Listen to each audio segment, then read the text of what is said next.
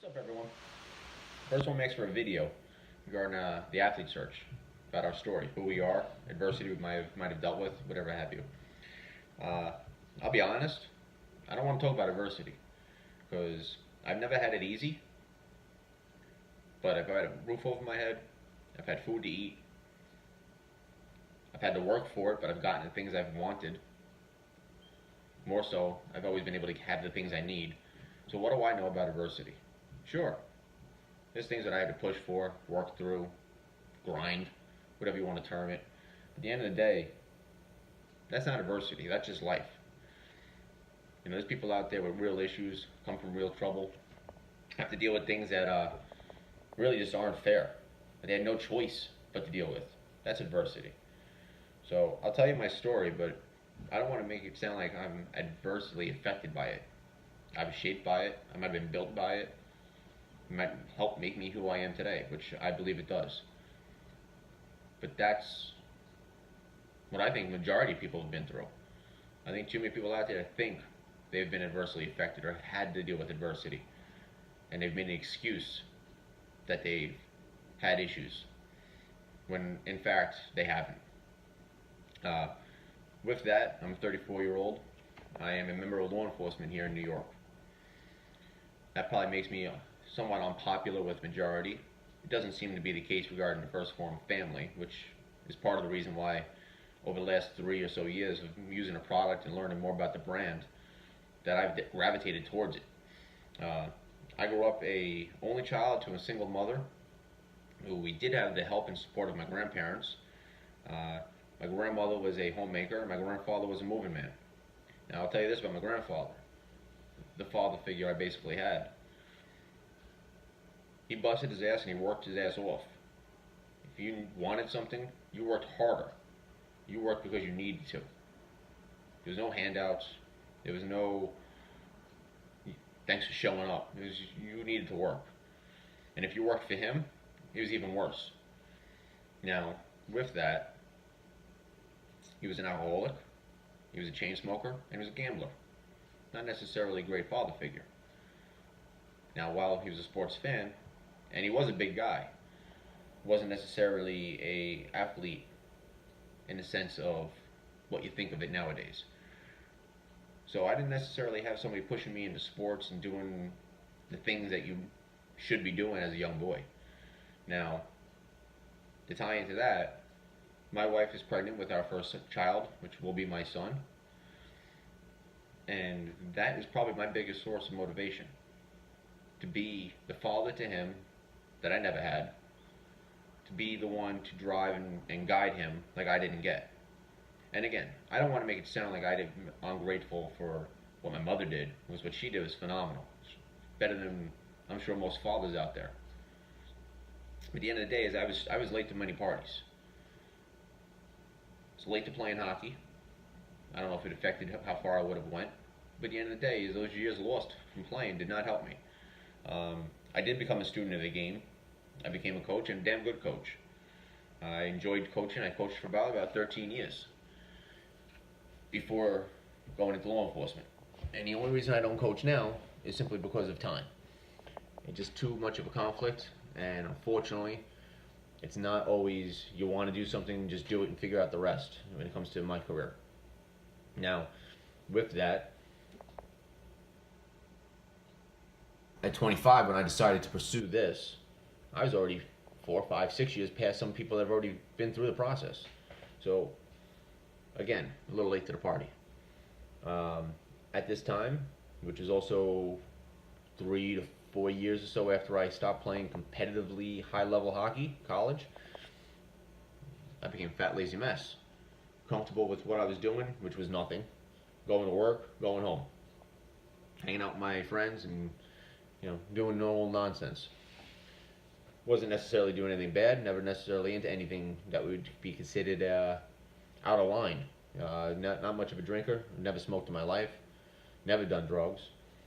Now, with all that, not that any of that really makes a difference, I ballooned all the way up to about 260, at least 260 according to the scale the first time I got on it in quite some time. Well, that ain't gonna fly when you're going into police academy. And I was not going into police academy and struggling with the gym. Because while I didn't necessarily weight train and do all that stuff at a younger age, I was an athlete at one point. Now, injuries slowed you down, aches and pains slowed you down, life gets in the way. All that's true. But all that at the same time is nothing but a fucking excuse. You make time, you make things work, you find a way. So with that, I did that. I found a way. I went from being 260 to probably about 180 pounds or so. Maybe a little more when the academy started. No more than 180 when the academy ended. Now, since the academy ended, about almost 5 years ago, yo-yo, up and down, weights all over the place. I was 225 last July 2016. I worked my ass off to get myself back in shape again. I did it again. And then once again, back up, only hit 212.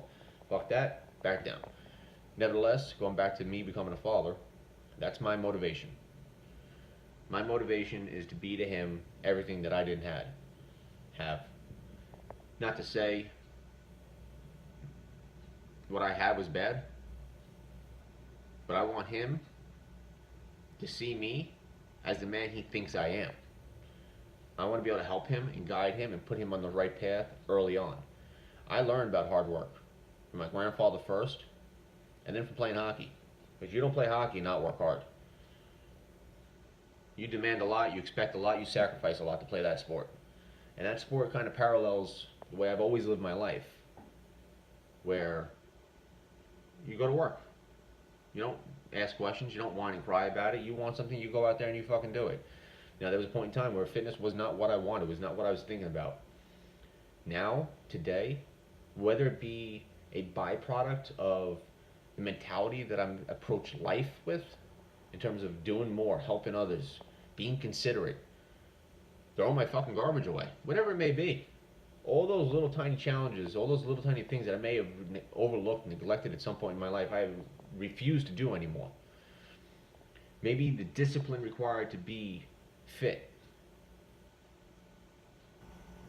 is transcended into the other aspects of my life. The other side of that is, how would I want my son to do? What would I want him to do? How would I want him to act towards other people the right way? I also want him to be a hard worker. There's too many snowflakes out there. Too many people with their hand out. Waiting. Waiting for what? I don't want a waiter. I want somebody who's going to go out there and take it, earn it, do it, and help others in the process. And then that's the other half of it. I miss coaching. I loved coaching. I was good at coaching.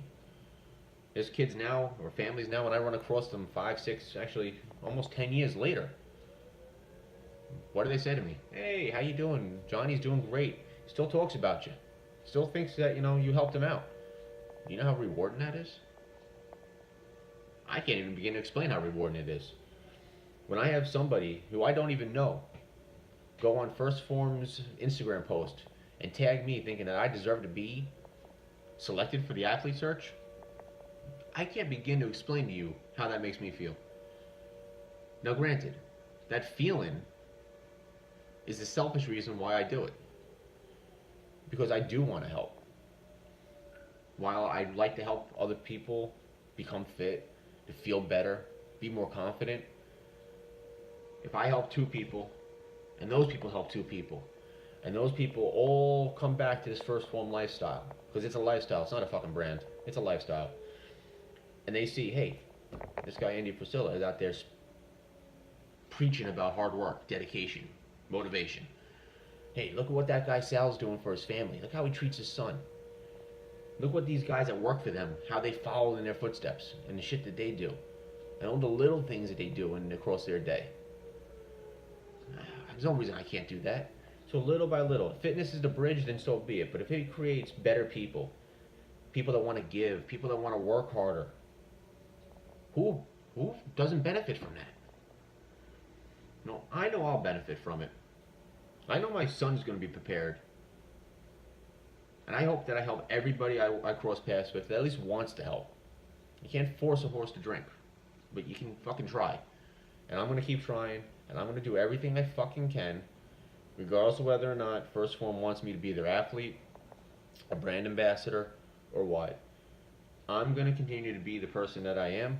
I'm going to continue to evolve as the person that I am. I'm going to make myself better every step along the way. And the reason I'm making myself better is for the people that are come across me.